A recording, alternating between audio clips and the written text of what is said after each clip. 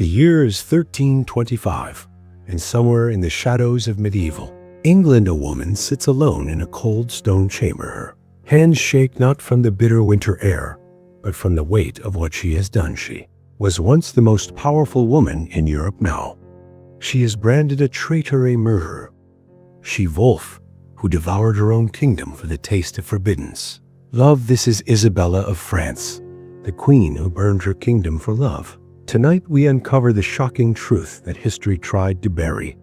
Camera fades to black as we hear the distant sound of medieval bells tolling like a death knell. Isabella was just 12 years old when she was torn from her father's court in Paris and shipped across the English Channel like precious cargo. The year was 1308, and she was about to become the bride of one of the most dangerous men in medieval Europe, Edward II, King of England, a man whose appetites would destroy everything Isabella held dear. But here's what the history books never tell.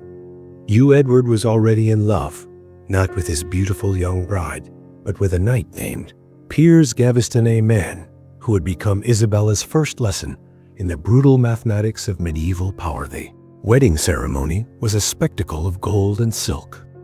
But behind the pageantry lay a cold, calculated transaction. Isabella brought with her a dowry that could fund armies.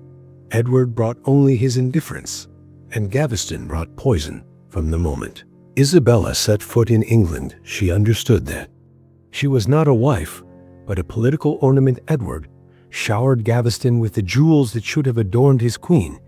He gave him lands that should have secured Isabella's future. He shared his bed with the knight, while Isabella lay alone in chambers that felt more like a prison than a palace. The young queen watched as her husband bankrupted the royal treasury to fund Gaveston's lavish lifestyle. She witnessed Edward hand over the crown jewels to his lover, as if they were worthless trinkets. Isabella was not just any discarded wife. She was a daughter of France, raised in the most sophisticated court in Europe, trained from birth to recognize power and how to seize it. As she was learning, the barons of England grew restless as Edward ignored the business of ruling in favor of his obsession with Gaveston. Rebellions stirred in the north. Scottish wars drained what remained of the treasury. And still Edward cared only for his lover. In 1312, the inevitable happened. The English nobles had endured enough. They seized Gaveston and executed him like a common criminal. Isabella watched her husband crumble. She saw the King of England weep like a child over the body of his lover. In that moment, something dark awakened in the queen's heart. Not sympathy, but calculation. Edward was weak. Weak men could be manipulated. But just as Isabella began to understand her power, Edward found a new obsession. Hugh Despenser, young, ambitious, and twice as dangerous as Gaveston had ever been, if Gaveston had been Edward's weakness, then Despenser was his poison. The new royal favorite did not simply ignore Isabella. He actively worked to destroy her. Despenser convinced Edward that the queen was a threat, that her French blood made her a spy, that her growing influence among the nobles made her a traitor. One by one, Isabella watched as her allies were stripped of their lands. Her friends were exiled or murdered. Her servants were replaced with Despenser's spies. By 1322, Isabella had become a prisoner in her own palace. But here is the secret that changed everything. The secret that would lead to one of the most shocking betrayals in medieval history. Isabella was no longer alone. She had found her own forbidden love, Roger Mortimer, Earl of March, a man so dangerous that Edward had locked him in the Tower of London, a man who had escaped from that tower in a feat so daring that it became legend. Man who was now waiting for Isabella in the shadows of Paris. The plan they hatched together was breathtakingly simple. Isabella would return to England not as a submissive queen, but as an avenging angel. She would bring with her an army, and she would destroy everyone who had humiliated her. But first, she needed to get close to her enemies. She needed them to trust her. She needed them to believe that she was still the powerless woman they had always dismissed. In 1325, Isabella convinced Edward to send her to France on a diplomatic mission. Her brother Charles IV had seized Edward's lands in Gascony, only the Queen could negotiate their return. Edward agreed because he thought his wife was harmless. Despenser agreed because he wanted her gone. They had no idea they were signing their own death warrants. Isabella arrived in Paris and immediately began gathering the exiled English nobles who had fled Edward's tyranny. She promised them revenge. She promised them their lands back. She promised them Edward's head on a spike, and they believed her because they had seen what she was capable of. But Isabella needed more than promises. She needed an army, and armies cost money. Here is where the story takes its darkest turn. Isabella began selling everything: her jewels, her lands, her dignity. She mortgaged her son's future and her daughter's dowries. She borrowed from Italian bankers at interest rates that would cripple England for generations, all for the chance to return home with enough soldiers to destroy her husband. By the summer of 1326, Isabella had assembled a force of 2,000 mercenaries. But she still needed one more thing: legitimacy. She needed the English people to see her not as a foreign invader, but as their savior. So she made a choice that would haunt her for the rest of her life. She brought her 14-year-old son, Edward, with her. The future king of England would march alongside his mother as she prepared to destroy his father. The boy had no choice. He was as much a prisoner of his mother's ambition as he had been of his father's weakness. On September 24th, 1326, Isabella landed on the English coast. She came not as a queen, but as a conqueror. The woman who had once wept alone in cold stone chambers now commanded an army. Girl who had been sold like cattle was about to bring down a kingdom. The cost of her revenge would be higher than she ever imagined. The news of Isabella's landing spread across England like wildfire, but what happened next defied every expectation. Instead of rushing to defend their king, the English nobles flocked to Isabella's banner. They abandoned Edward not out of love for the Queen, but out of pure hatred for Hugh Despenser. Within weeks, Isabella's small army had swollen to thousands. Edward watched his kingdom crumble beneath him like sand. His own brothers turned against him. His generals refused his orders. His treasury was empty, and his allies had vanished. By October 1326, the King of England was running for his life. But Isabella was not content with victory. She wanted annihilation. She wanted Edward and Despenser to feel every humiliation they had inflicted upon her. She wanted them broken as Edward's pathetic remnant of an army fled west toward Wales. Isabella made a decision that revealed the true depths of her transformation. She declared her 14-year-old son, Edward III, to be the rightful king. She proclaimed herself regent as she ordered the capture of her husband, dead or alive.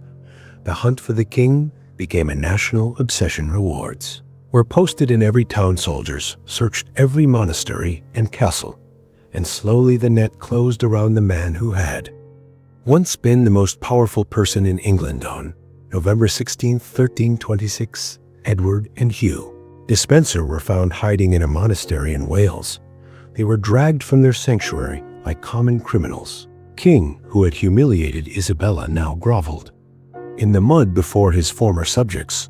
But Isabella saved her cruelest punishment for Despenser, the man who had poisoned her husband against her, man who had tried to destroy her, the man who had made her life a living hell for over a decade. Hugh Despenser was sentenced to a death so horrific that even medieval chroniclers struggled to describe. I was dragged through the streets of Hereford behind horses. His body was broken and torn by the cobblestones, and he was hanged until nearly dead, cut down while still breathing, and forced to watch as his executioners carved away his manhood.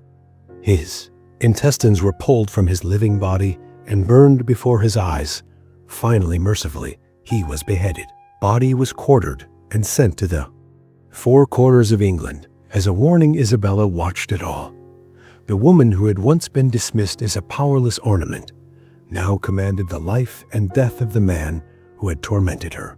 But her revenge was not complete. There remained the question of what to do with Edward. Officially, he was still king legally. Isabella had no right to rule in his place. There were still nobles who might rally to Edward's, because if he remained alive. So Isabella made a choice that would define her legacy forever. She decided that Edward must die, but she could not simply execute him. Murder of an anointed king would bring down the wrath of every monarch in Europe. It would make her son a bastard usurper. It would destroy everything she had fought to build. So Isabella chose a more subtle path. She arranged for Edward's imprisonment in Berkeley Castle. She placed him under the care of men who understood what she wanted without being explicitly told, and she waited on. September 21st, 1327, the news arrived. Edward II was dead. Officially, he had died of natural causes. The grief-stricken Isabella wept publicly for her deceased husband. She ordered masses for his soul. She proclaimed him a martyr to the realm. But the truth was far darker. Edward had been murdered in the most brutal way imaginable.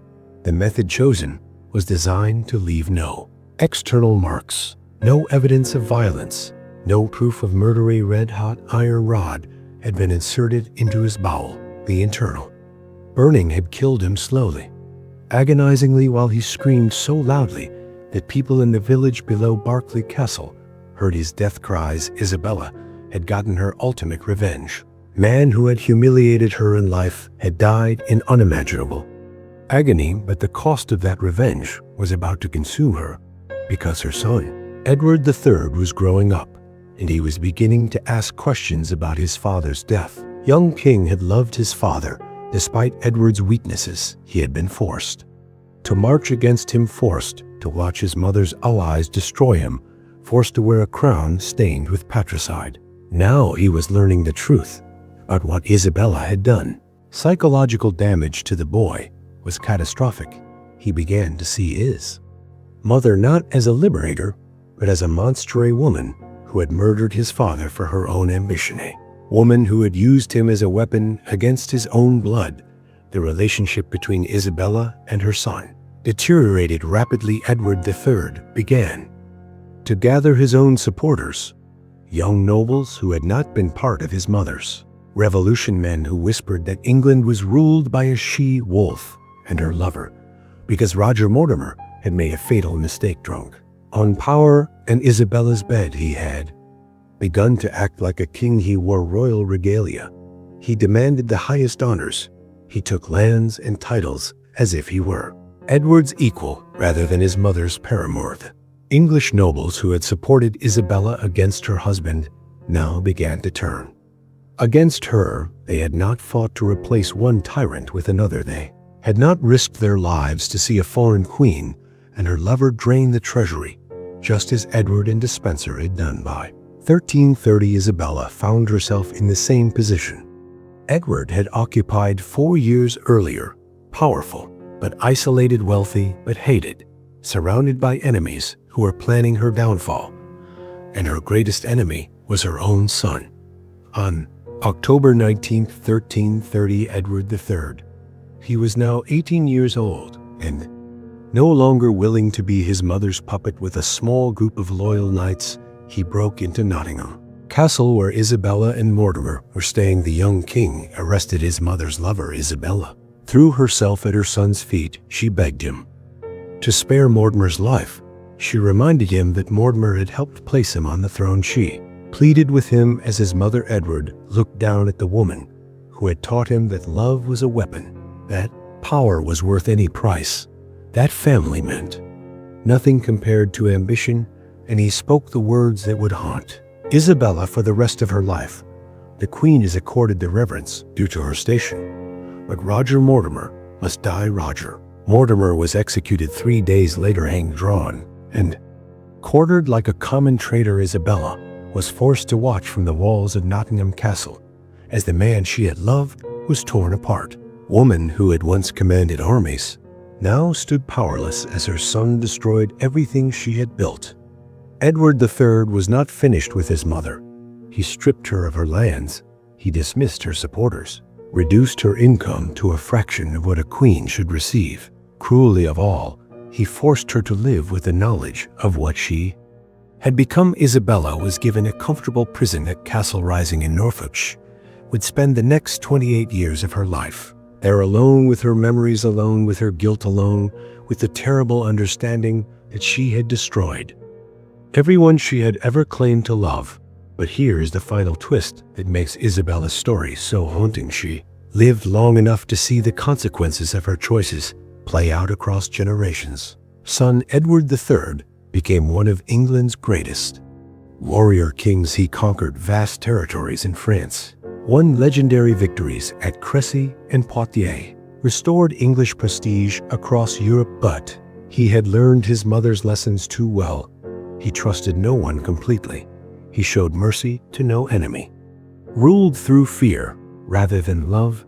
The psychological damage Isabella had inflicted on her son shaped his entire reign. Edward III died in 1377, a bitter old man who had outlived most of his children. His grandson Richard II inherited the throne as a child, and the cycle of violence that Isabella had begun continued. Richard was eventually deposed and murdered his usurper. Henry IV spent his reign fighting rebellions.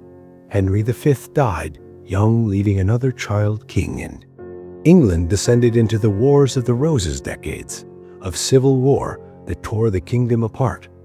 Every drop of blood spilled in those conflicts could be traced back to the precedent. Isabella had set the idea that queens could overthrow kings, that sons could be turned against fathers, that murder was acceptable if dressed up as justice. Isabella lived to see the beginning of this chaos. She died in 1358 at the age of 66. Her last words, according to the chronicles, were a prayer for forgiveness. Forgiveness from whom? From God, from her murdered husband, from her traumatized son, from the thousands who had died because of her ambition. Woman who had burned her kingdom for love had discovered too late that some prices are too high to pay. But Isabella's story does not end with her death, because her legacy lived on. Every powerful woman who challenged male authority was called another Isabella. Every queen who defied her husband was branded a she-wolf. Every mother who prioritized her own desires over her children's welfare was compared to the queen who murdered a king. Isabella had become a cautionary tale, a symbol of what happened when women stepped outside their prescribed roles, when love became obsession, when justice became revenge. The powerless seized power and discovered they had become the very monsters they had fought against. Today, as we watch modern leaders justify terrible acts in the name of love or loyalty or justice, we see Isabella's shadow. We see the same dangerous logic that convinced a 12-year-old bride that murder was acceptable, that destroying a kingdom was a fair price for personal satisfaction, that the ends always justify the means, no matter how bloody those means might be. Isabella of France was not history's first femme fatale, but she was perhaps its most successful. She achieved everything she set out to accomplish. She destroyed her enemies. She placed her son on the throne. She lived in comfort for the rest of her life.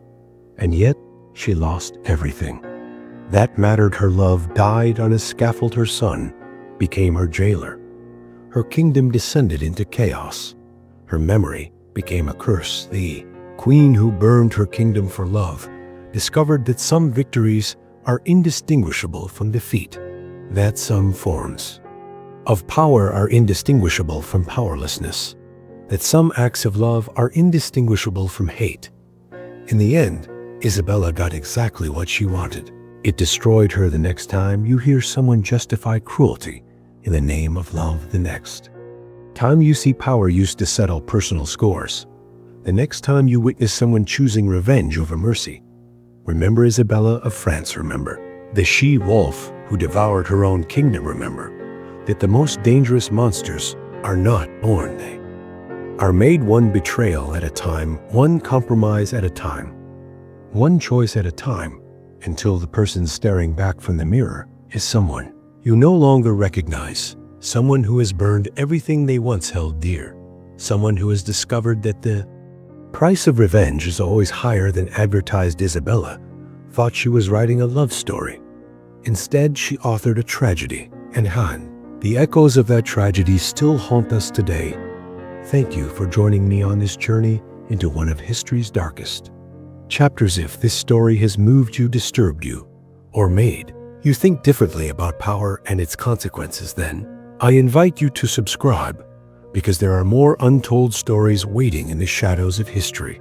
More queens and kings who made choices that changed the world, more human dramas that reveal uncomfortable truths about the nature of ambition, love, and the terrible things we do to each other. Until next time, remember that history is not just about dates and battles.